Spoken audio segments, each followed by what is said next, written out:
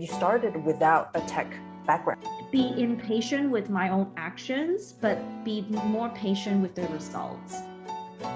Hi, Michelle. Welcome to my channel. Thank you so much for having me on your channel last time. And this time, I want to figure out how you made your decisions, how you achieved so much, even before you were 30 and what you're doing now. So welcome. Thanks so much for having me, Vicky. Just for anyone who doesn't know Michelle yet, she's accomplished so much. She's Forbes for 30 under 30, BBC 30 under 30. She's the co-founder and CEO of First Code Academy, as well as she's now helping millennial entrepreneurs manage their time, scale up, build CEO skills. And so let's hear more about your journey, Michelle. How did you go from studying at the University of Chicago all the way to where you are now? Yeah, thanks so much, Vicky, for the intro, and so excited to chat with you today. So yeah, my journey really started when I was in my first job. Once I graduated from the University of Chicago, I went into finance, and I was a research analyst covering the technology space. And so what my day-to-day job was writing research reports and recommending stocks. And the most interesting part in that job for me, though, was actually to meet with different technology companies that were building amazing things. So our team was meeting with Alibaba or Tencent and all these other Chinese internet companies, but we were also studying like examples of success cases in the States, like in the world. Like, we were researching the successes of Google and Facebook, etc. So while I was researching and understanding the industry dynamic in the tech industry, I really found myself more and more curious and reading up, using my free time to read up on what's happening in the tech space and what are these companies doing, what are the smaller companies doing in technology. And so after 3 years of working the in the investment bank, it was the end of my training process, and I was like, wow, this is something that I really wanted to dive deeper. And actually, one of the change in one of the pivotal moments was actually towards the end of my time, the 3 years. I had been working like 80, 90 hours a week. And basically I actually caught the swine flu, Oh, and really? Oh my goodness. I was I was very, very sick. And literally for 3 months, for 6 to 8 weeks, I was in bed and Oh my wasn't able to really do anything. Yeah, And yeah. every time I leave the bed, I actually was like out of breath, like even just going to the bathroom. Oh So my it was gosh. kind of, I think, like maybe similar to how people feel when they have COVID. And so back then I just thought to myself that, look, like my life is so short, and I don't want to die and have it on my tombstone that so and so like worked in a bank for her life. And Yeah, so it was very like a epiphany moment that, even though there was a lot of fear, and I can share more about that in yeah. later on as well. uh, Really what prompted me was like the regret minimization framework that Jeff Bezos, Amazon founder, talked about a lot. And I knew that if I jump jump off the cliff and start my entrepreneurial journey, it'll be scary, but it'll be interesting. And I would, it's a regret minimization step. So yeah, like fast forward like 7 years later, I've been running First Code Academy for this many years. And during the pandemic, I actually started the coaching business for new entrepreneurs. So yeah, been keeping busy, and yeah, feeling inspired so far. That's so interesting. There's so many questions I want to ask to break this down. But let's ask you the first question of going from investment banking to tech. Probably these two are very hot topics, right? Especially probably 10 years ago, everyone was, I need to go into investment banking and I want to do this. And I actually also interned to do equity research. Oh, really? Yeah, it's very funny. We have a lot of commonalities. But anyway, I love a lot that. of people are looking for these thought after jobs, right? And tech, I think now everyone's thinking, I need to get into the tech sector. It's really hot. But what made you think that the tech industry is where you wanted to go with your entrepreneur journey? And correct me if I'm wrong, but you started without a tech background, right? And so for a lot of Definitely. non-tech people, I think the question really is, I'm interested in that. I don't know if I should do it. Will I actually be able to do it? Is it right for me? So I wanted to know what your decision process was like. Why did you choose to do First Code Academy? How did you get there? Yeah, yeah, definitely. So totally like back in the, like I feel like I'm dating myself, but definitely when I graduated, Yeah, investment banking or management consulting was like the holy grail, yeah, right? Like yeah, everyone, even the engineers wanted to go yeah, into investment banking yeah. or management consulting. So that played definitely a huge role when it comes to for me to as the fresh graduate to go into a path that I didn't really know much about, like what it means, like Mm. how do people, what does it actually entail to be like either a consultant or a banker. And so a lot of it was really like a herd mentality, Yeah. like to follow what was popular. Um, for me, going into tech was part luck and part self like introspection, and then arriving to that decision. So for going into, so when I was starting in the equity research team, it was really by luck that I was placed into the technology sector. And that I thought, I always think back, that was such a luck, like such a lucky thing, because if I had been placed into like a mining Right. sector, I would be like, oh. So that was so much fun because like we were looking into so many different companies, and there was like job boards and then online games, and all sorts of different, like the whole technology industry was covered by like three people. And so as the most junior person, I was able to see everything and like churn through all the data. And then when I was thinking about like going into entrepreneurship, that just seems like a very intuitive jump because there was like a lot of new innovations coming up, and there's basically always going to be new opportunities to build new things. So yeah, like even though you're right, like so I actually had my undergrad in economics, and actually it was after my first company that I realized, wow, I really need to understand a bit more. And actually, there's a lot of successful founders that don't have Mhm. tech background as well. And I actually went to do a coding boot camp in San Francisco, and it was a great experience, and I learned a lot. And at the same time, I think knowing that it is not super necessary for a founder to have a tech background. As you know, as an entrepreneur, a lot of it is how to articulate your thoughts well, how to motivate your team, Mhm. how to build a great team. So yeah, I still really like the experience of taking the coding bootcamp. At the same time, like if someone comes to me and say, I want to be a tech entrepreneur, like how do I do that? And I think the biggest thing is really to like find a great team, find a great problem to solve, and go at it.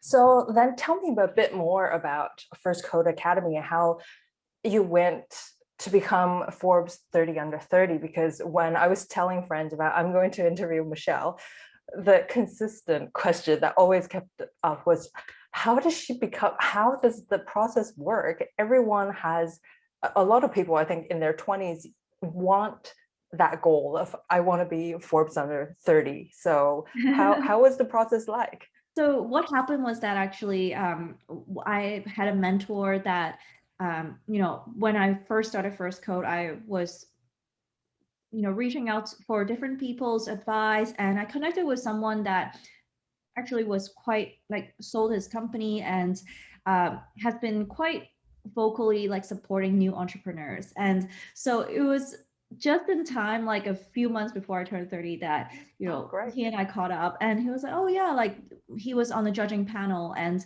basically the whole process, from my understanding, it's been a few years now, like I'm no longer in the 30. And a lot, I think the process has changed and evolved since then. So for me, like what was happening is that it was very recommendation based. So once someone that was connected to the Forbes 30 under 30 community, let's say, put my name forward, I had to fill in like a application and then tell them about like my company. Recently, I also saw someone's application, and I think they added more metrics, like, oh, how big the company needs to be, and what kind of impact the business is making in the community, etc. A lot of it, like I wish there's like a more juicy details there. Like I think it's very recommendation based. That being said, I think the community is really great. Like they expanded globally in different continents, and so there's a Slack group that everyone is added there, and yeah, it's always really interesting to see the conversations on those channels. One thing that you kept on mentioning, I think is probably important to draw out for everyone listening, is that it's not a solo effort. Even though you're an entrepreneur, you have to be the founder, you have to lead people.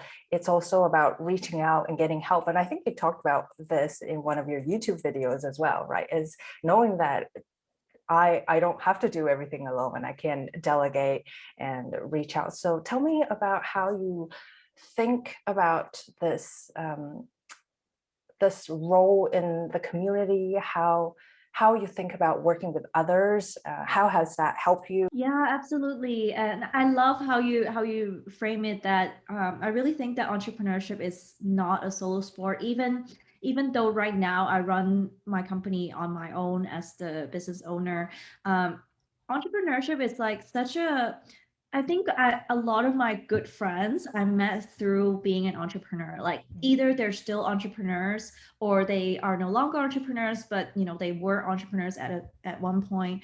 And there's this unique bond when it comes to maybe like shared misery sometimes. Like Yep. like there's a unique set of challenge that as entrepreneurs we face, right? And when I first started, I would really just go into like the local startup community and like ping everyone. I'm like, oh yeah, I'm building this. Like, can we grab coffee? Can we chat? And really be really thick skin about it. And I credit my first failed business for that thick skin, because right after I left investment banking, I started this business that basically my role as a non-technical founder was being a door-to-door salesperson. So Oh, wow. I remember on LinkedIn and on, basically I would scout everyone and add and talk to everyone that would talk to Crazy. me. And it was super tough because I'm an introvert. And then, but really it taught me how to, just not be afraid of people saying no and reach out to everyone. I think community is so like so not frequently talked about for Mm, entrepreneurs. At yeah. the same time, it's really what I see that's so magical. And that is also something like for me, I'm very thankful for my time spent in San Francisco in my early days of starting the business, and even now, where there's this type of implicit understanding of like, oh wow, you are an entrepreneur, and you know people immediately know like how your life is kind of like, and there's a lot of shared context there. Yeah, I also saw you did a video on Naval and breaking down the almanac, and I really like the almanac as well. And I think in there he talks about the three big decisions you make in life, and one of them is choosing where you live. And he says that most of the time we don't even think about it. And since you mentioned San Francisco and how it has helped you and connected you, I was wondering, what do you think about his statement of this? Where you live would determine where you'll go for the rest of your life. Yeah, I'm a big fan of Naval and San Francisco as well. So I think that San Francisco has like this special place in my heart that I came to San Francisco first in 2012 for the coding bootcamp, even Mm, before I started the business of First Code Academy. And the act of so going to that bootcamp was I intended it to be a break for myself that I had just failed my first business and I wanted to upgrade my skill set. And it was more like a productive break yeah. that I wanted to have. And little did I know that it was such a pivotal moment for my career, and it inspired me to, well, I met a lot of great friends there, and it inspired me to start First Code Academy. That being said, I think that being able to choose where we live is quite a luxury Mm. that I'm aware of, and I'm very thankful for. Like, I know that not a lot of people are able to choose that. On your question of where to go next, it's funny because I was just talking to a couple of friends, and there's been a lot of talk about people wanting to leave San Francisco and how Mm. like Everyone's it's going to Austin. today. I know, yeah, Austin and like Miami. And Yeah. my personal take is that the future of this, um, entrepreneur community is, or actually like a lot of communities now are moving towards the cloud. Hmm. So the most interesting people, it's gonna matter less and less where we live, but actually what we're doing online. We never We met met. in person, and You reached out to me, and I thought, wow, I, I, I never really reach out to anyone online. I mean, I creep their work, and but it. Well, I don't know why, but for me, it never occurs to me to just reach out without a goal in mind, or like something that will benefit the two of us. I think I was pounded with this idea of, if you're going to reach out to someone, you have to deliver value immediately. You have to go, go, go. And it never occurred to me, just, I like Michelle's work and I'm just going to go and tell her that. So I've learned a lot since then, and inspired by you, I've been reaching out to others. From this conversation, I think a lot of people can feel that you're a very optimistic person, you're very driven, you have that growth mindset, and there's a persistency that you mentioned, right? That even though the first business failed, you took a break, and it was a productive break, which led to First Code Academy eventually, and now you're even going further and starting a coaching business. So my question is, and this comes from personal experience as well. I felt like when making decisions as an entrepreneur, or really doing anything for yourself, there comes a moment where you have to decide, should I continue to be optimistic? Should I continue to go at it? Or am I completely missing the mark and I need to pivot, or I need to stop it and try to rethink where I am, what the situation is, can I really do this? So I'm curious on your thoughts of how do you balance the two of, driving forward, but also knowing where you are and really analyze it critically. yeah, yeah, I love that you brought this up, and it's actually something that I'm still learning, and it's kind of like an ongoing training that Mm. I see for that balance, right? Like to have that persistence and optimism and balance it with being realistic, being practical as well. And what I learned from my failed business was that I am inherently quite risk averse. Mm. And that was something that I was and it was unexpected to me to think about that, because I thought that as an entrepreneur, everyone has to be like, they must be so risk taking, like risk lovers. And the more I read about it, the more I realize that a lot of great entrepreneurs out there are also risk averse. And so there are three things that I learned from that, how to balance these two sides. One is that failure is really just learning. And if we don't learn anything from failure and mistake, that is a failure. Mm. So I always try to highlight what I learned and what even for like mini failures, like, oh, let's say a project didn't work out in the business, or let's say I didn't close the clients. And these are the things that I try to say, okay, like I just need to hit a certain percentage of success to move forward. But it's important to keep it, keep note of what had gone wrong or what I would have done differently. And the second part is to so in the pandemic, I definitely want to do a video on that. So in the pandemic, we actually pivoted First Code's business from mostly on offline business to online. And what I learned there is to stick true to the mission of what we wanted to do and to be flexible of how to get there. So it's kind of like we're in point A right now, wanting to go to point B. And maybe in the beginning we thought it would be just a straight line. And sometimes it kind of have to take detour as well, or even just like try to find out another possible path to go there. So having that flexibility in mind while staying true to the mission is kind of like this compass of navigating through uncertainty.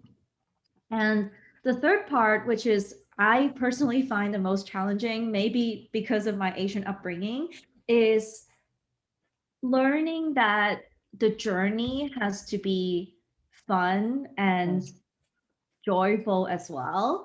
And it sounds really like kind of woo woo to say that. But it's really like, I think in the first few years of being an entrepreneur, like a lot of it was like trying to figure out everything, right? Like from like getting customers, managing a team, how to build a great team, etc. And now I think back and also think forward. I think what's most important is to seek to identify joyful moments like as much as possible through the whole journey. And I love the little saying that I've been hearing a lot. It's like, if you're not having fun, you're not doing it right. So I really want to encourage like my team and also like my clients as well that, you know, there's got to be like some fun and joy in the day-to-day life and day-to-day like management of the business and growing the business. So seeking for that. Let's talk about the third thing that you mentioned, which is having fun. I feel like we almost idolize like the hustler who's working from morning to night, who wakes up at 4 a.m. and who doesn't stop until I don't know when. And but since then, I feel like there has been some shift. So from where you are now and from the communities that you've been in and the people that you've talked to, what is the pulse on this hustler mentality? Where do you think the place of this hustler mentality comes from? Is it something that helps people to push themselves to do something that, because I think when we run a company, not everything we do is fun, right? So is it something to help us go through and push forward, or do you think it's something else? My upbringing up till my first job is like, okay, you know, gotta work hard and gotta suffer to like yeah. And I'm not like, I think that hard work has a big place when it comes to building a business. And, you know, no one can get anywhere by chilling at the beach and like waiting for customers to come through the door. How I think about it these days is to be impatient with my own actions, but be more patient with the results. Actually, I have a really vivid memory where when I first started the business, I would have this spreadsheet of like a financial model where, oh, you know, like in a few months time, like how many how many customers will we have and how does business look like? And I think there's definitely merit to have like a projection and business plan. At the same time, building a business is a lot about the market sentiment as well, how fast the market is moving. And similar to building a YouTube channel where we can put out videos weekly, but you know, who knows when it's gonna like hit the jackpot or like, you know, one of the videos go viral. And so how I see it right now is that the hustler mentality, I apply it to my actions. So I'm disciplined when it comes to putting in the reps, right? Like, okay, I commit to putting out videos weekly. I'm gonna improve every time I improve 1% of the video every time I put out, and let's just go from there. And whereas for the results, it part of it we can impact it through our action.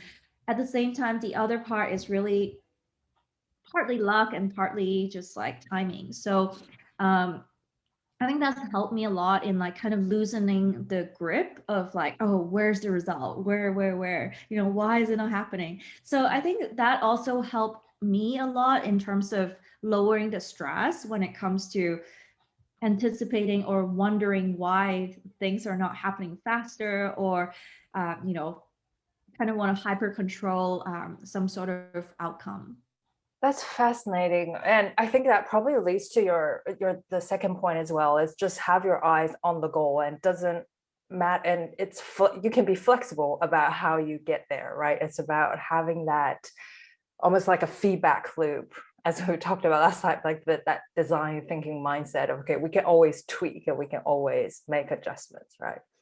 Yeah. And then on your first point, sorry, I'm going backwards, but on your first point of learning from mistakes, when I first started, especially, there were so many moments where I knew things were going wrong, but I didn't know from where. And I wasn't thinking too much about setting things up in a way so that I can find the root cause of my failures. So wondering if you have thought about it that way, whether you have any processes or tricks to set things up so that if something didn't go as expected, how you can draw out the problems. Yeah. One of the very helpful part was, I think you shared about that as well, like to keep a decision making journal. Yes. And that was from a blog like Farum Street. Yeah, exactly. That was one of the most useful thing for me, where I actually only have one document it's a Google Doc that's running, and every time I have like a big decision, every big or small, personal or professional, I try to write it. Sometimes I forget. And it's fascinating to go back to read it. And I think as an entrepreneur, a big part is to learn how to make decisions. And for sure. how to, because the world is our oyster, really. As an entrepreneur, we can build a business. That's the reason why I love being an entrepreneur, where we can tweak the business model, we can build a business that work for us. Like as an introvert or extrovert, there's so many ways to tweak the business. At the same time, it was also super overwhelming to make so many decisions every day. So taking that into consideration, so keeping a journal. And another thing is to limit my decision making throughout the day. And usually I front load it in the mornings. So if I have a big task or a big decision, I like get a piece of paper to journal it and map it out. And I try not to make too big decisions, after a certain hour of the day. But yeah, back to like identifying failures. I do think that when we're in it, it's really hard. Like it's not like right away we see like crystal clear, well, what happens. And sometimes it takes a few months, or even like just take a step out and let it cool down a bit. And one other trick is to write like actually a before starting a project, sometimes I would write like a post-mortem, a pre-mortem. Yeah. So it's a practice where people write out how this project might fail and what could actually go wrong. I do that with my team sometimes when we have a big project coming up, and to help everyone anticipate what could go wrong. And that helps a lot, where even if those things do happen in the end, we are better prepared for it. Since we talked a lot about First Code Academy, I want to go to your other passion, which is coaching. How did you make the decision going from, okay, I'm a tech founder to now I want to also expand and build my personal brand and do coaching. I think that also is another hot topic that a lot of people are trying to build their own platform. So how was the decision process like for you there? Yeah, so one of the things that I really wish I did more consistently, like when I first started the business, was really to share and document my journey more. And that is really one of the things that inspired me to be more active on Instagram and also to post videos on YouTube. And really, I like coaching was something that kind of was born out of this whole journey through word of mouth. And um, because I'm still running the business, I have limited capacity when it comes to taking on a lot of clients. So a lot of them are either word of mouth or just through watching my YouTube channel. And like, I think the bigger picture that I look at is really earlier on in our conversation talking about, the future of community, I really believe is online. And for me, one of the ways that I can straight up start to deliver value and to maybe like hopefully to be interesting to some people in the internet is to share my experience and share what's worked for me, what I learned. And so that really is where it comes from, where I feel like, through my journey of being an entrepreneur, being like navigating, different business challenges, firstly, like putting out content online helps me think through my thought process really well, like scripting the whole video and sharing things on social media. And the second part is really to connect with like-minded people on the internet. And like my dream is to like connect with people organically on like what we're doing right now. I think it's great to like I admire your work. I love your journey, share a lot of similarities, and now we're having this conversation. And I really see that it's a long-term thing, like in to put out content that's valuable to an audience. The content will evolve over time with my life journey. And yeah, it's part of yeah, it's actually a lot of fun, and the process is fascinating. That's another thing that always come up when I talk with my friends as well, is where do we find the people that are just like us, who share a similar interests but have different points of view. And you're right, right? It's online. It's about us to reaching out to them in all sorts of ways and to build that community and find out. And so what kind of coaching do you currently offer? Definitely is still evolving over time, and because it's been less than a year since I started working with clients. And I actually have been seeing using the design thinking process of looking at what kind, defining the problem that is happening through talking to more customers, working with more customers. And I'm starting to see so usually my clients are first time entrepreneurs that already have an offer that have traction, have customers, and they are facing some sort of growth pains. So that's something that I faced when I was starting First Code as well. And also a huge inspiration was from my own experience as a solo entrepreneur, that when I was just starting the business, I would do everything. I would like, I would take out the trash. I would like schedule the water to go into the office, and everything else from like hiring and like managing customers, business development.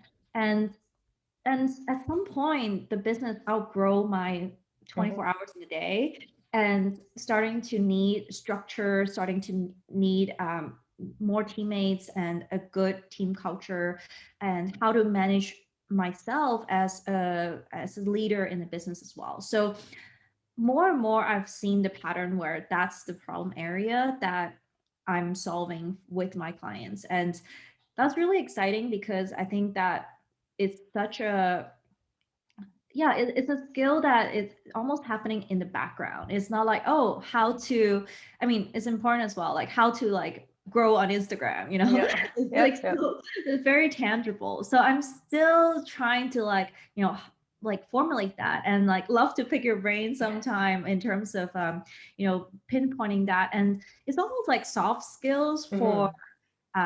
for entrepreneurs. And to like, I think about being an entrepreneur as like running a marathon but in like a sprint speed. So how do we not burn out, how do we take care of ourselves but also help the business, not but like, and also like help the business thrive. So these are the areas that I've seen more and more, yeah, clients are facing, and yeah, developing a structure for that.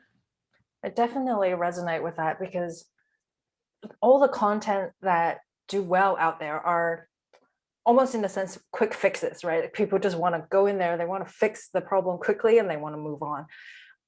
And so I also tailor some of my content to be that, even though I think really what will actually help are not the quick fixes, right? You have to work on yourself, you have to invest in yourself, and like you said, it's about the long term, right? And seeing how you can grow that over time. We can definitely chat about that as well. But since we talked about your coaching, I want to know, where can people find you online if they're interested in taking their business further beyond themselves? Yeah, absolutely. So yeah, my YouTube channel is Michelle Sun, I'll put and that in the link.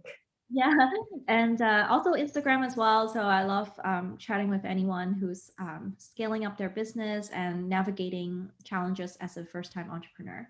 Great. Well, with that, then thank you so much, Michelle, for coming on. And I'll leave all the links below. So everyone go check out her channel, go check out her Instagram. And yeah, I'm so excited and hope we get to talk about other topics in the future. Thank you, Michelle. Thanks, Vicky. Thanks for having me. Thank you.